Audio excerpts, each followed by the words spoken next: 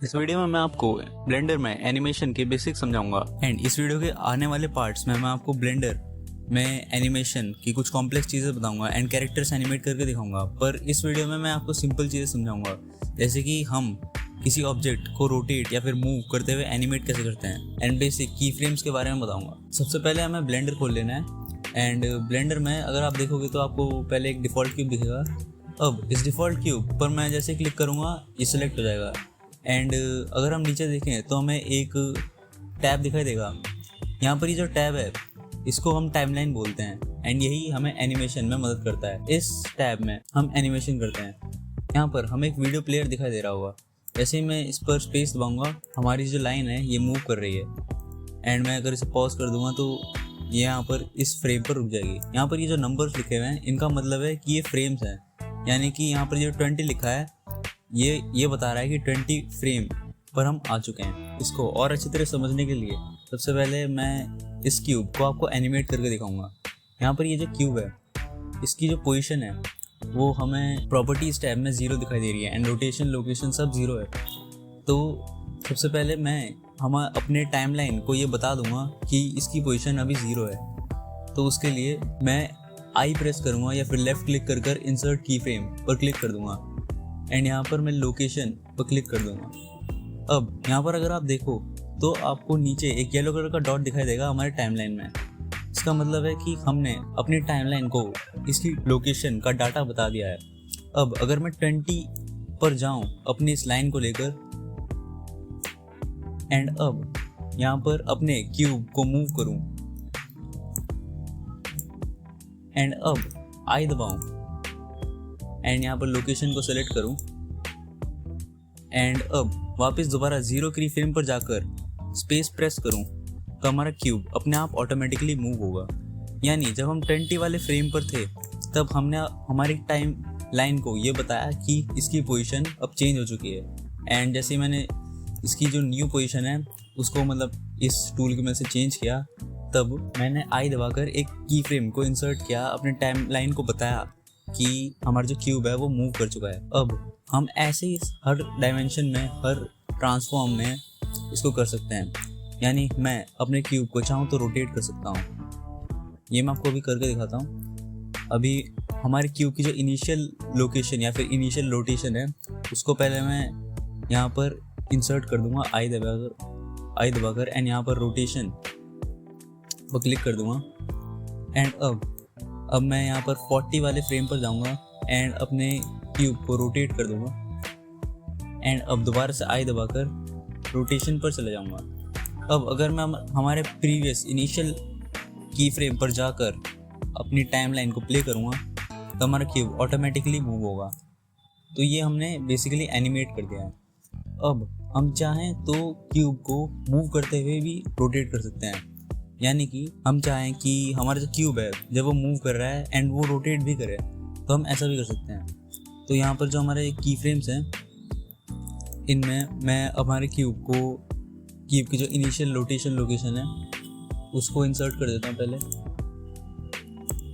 And अब 20 वाले frame पर मैं हमारे क्यूब को रोटेट कर दूँगा एंड अब इसकी दोबारा से एक की फ्रेम को इंसर्ट करेंगे एंड रोटेशन वैल्यू पर क्लिक कर दूँगा एंड अब जब मैं हमारी टाइमलाइन को पहले आगे ले जाकर 0 फ्रेम पर ले जाकर प्ले करूँगा तो हमारा जो क्यूब है वो रोटेट भी होगा एंड मूव भी होगा एंड जितने भी हमने की फ्रेम्स बनाए हैं उन्हीं के अकॉर्डिंग हमारा क्यूब रोटेट होगा। तो ये कुछ बेसिक्स हैं एनिमेशन के। अब यहाँ पर आपको प्रॉपर्टीज़ टैब में जो हमारे लोकेशन के ट्रांसफॉर्म्स हैं वो दिखाई दे रहे होंगे। यहाँ पर हर वैल्यू के आगे आपको ये डॉट्स दिखाई दे रहे होंगे। इन डॉट्स का मतलब है कि आप यहाँ से डायरेक्टली किसी एक एक्सिस पर की फ्रेम को ऐड कर सकते हो। फॉर एग्जांपल अगर मैं यहाँ पर इन की फ्रेम्स को डिलीट कर देता हूँ पहले ताकि आपको आसानी हो समझने में इस चीज़ को। इन सब की फ्रेम्स को सेलेक्ट कर मैंने डिलीट कर दूँगा एंड अब जैसे ही मैंने की फ्रेम्स डिलीट किए तो सारा वो डाटा चला गया एंड अगर मैं अब प्ले करूँगा तो कुछ नहीं होगा। तो मैं यहाँ पर पहले हमारी जो लोकेशन एक्स एक्सिस पर है उसको यहाँ पर आगे इस डॉट पर क्लिक करूँगा तो जो हमारा 2 यहाँ पर हमने वैल्यू दे रखी है तो हमारा जो क्यूब है उसका की फ्रेम यहाँ पर आ चुका है। अब मैं 20 वाले फ्रेम पर जाऊँगा एंड यहाँ पर लोकेशन की वैल्यू बढ़ा दूंगा एंड यहाँ पर डायरेक्टली क्लिक करूँगा तो यहाँ पर एक की फ्रेम आ जाएगा। एंड अगर अब मैं प्रेस करूँगा तो हमारा क्यूब दोबारा मूव होगा। तो कुछ इस तरह हम यहाँ से डायरेक्टली भी की फ्रेम्स ऐड कर सकते हैं। अब ये बार बार की फ्रेम्स ऐड करने वाला तरीका काफ़ी ज़्यादा बोरिंग है या फिर काफ़ी ज़्यादा रेपिटेटिव, बहुत मेहनत करनी पड़ती है आपको इसमें। तो उसके लिए यहाँ पर ब्लेंडर ने एक फीचर दिया हुआ है ऑटो की फ्रेमिंग। यहाँ पर ये जो बटन है ये खुद ब खुद की फ्रेम्स ऐड करता रहेगा। तो इसको समझने के लिए सबसे पहले मैं हमारे क्यूब की लोकेशन रोटेशन 0 कर देता हूँ।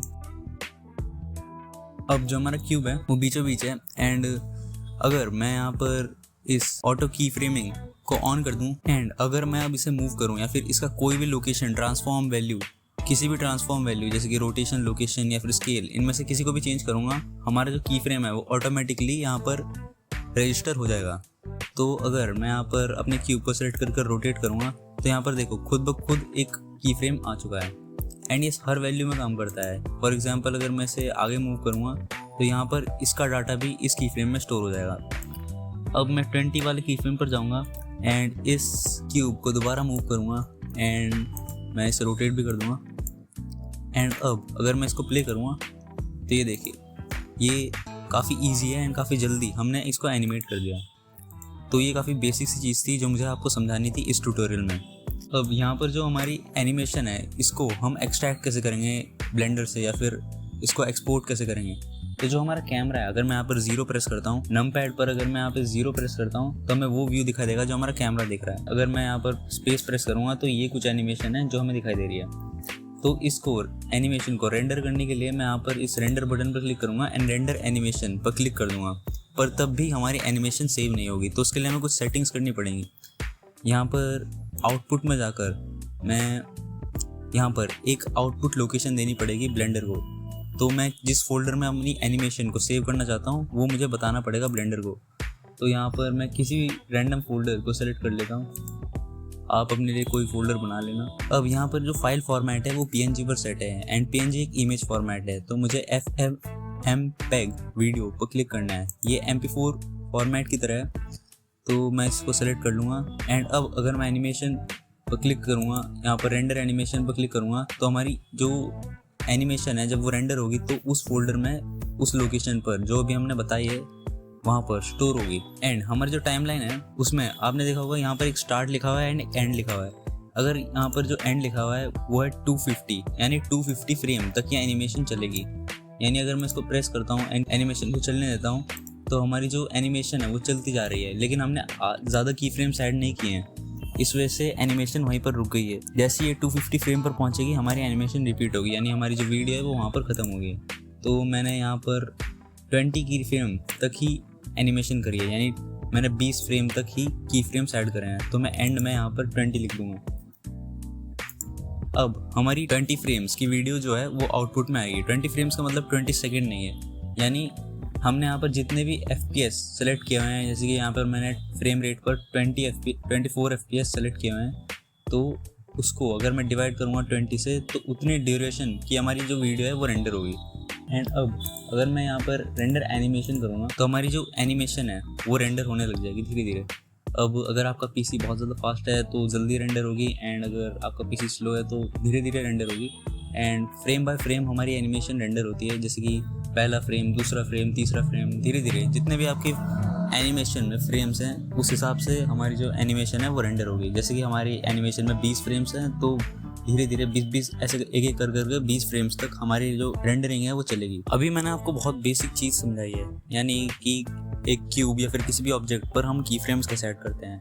आप एक्सपेरिमेंट कर सकते हो एंड किसी भी ऑब्जेक्ट को ब्लेंडर में ऐड कर उसको एनिमेट कर सकते हो सिंपल ट्रांसफॉर्म वैल्यूज़ में, जैसे कि स्केल, रोटेशन एंड पोजीशन। वैसे तो यही ट्रांसफॉर्म वैल्यूज़ होती हैं। एंड आपको, अगर आप एक बिगिनर हो तो आप बेसिक एनिमेशन वीडियोस बना सकते हो, जैसे कि ये और ये। इन एनिमेशन वीडियोस को बनाने के लिए आपको सिंपली जो मैंने आपको समझाया है वो करना है। एंड नेक्स्ट ट्यूटोरियल में हम मिलेंगे एंड नेक्स्ट ट्यूटोरियल में आपको थोड़ी कॉम्प्लेक्स चीज़ें समझाऊंगा। धीरे धीरे हम एक सीरीज़ बनाएंगे एनिमेशन की एंड मैं धीरे धीरे आपको पूरी एनिमेशन सिखाऊंगा।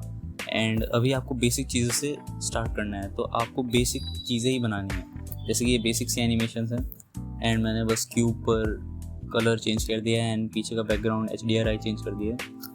अगर आपको इनमें ये मैंने कैसे किया है ये नहीं आता तो आप मेरे और ट्यूटोरियल्स देख सकते हो एंड मेरे चैनल को सब्सक्राइब कर सकते हो ताकि मैं ऐसी वीडियोस बनाता रहूँ। धन्यवाद।